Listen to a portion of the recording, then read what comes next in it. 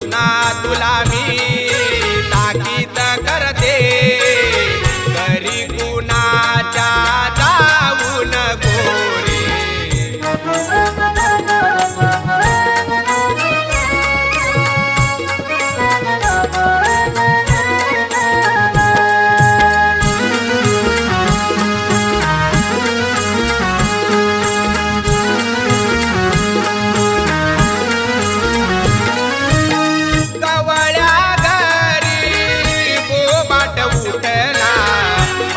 दयाचे फोडू नको रे.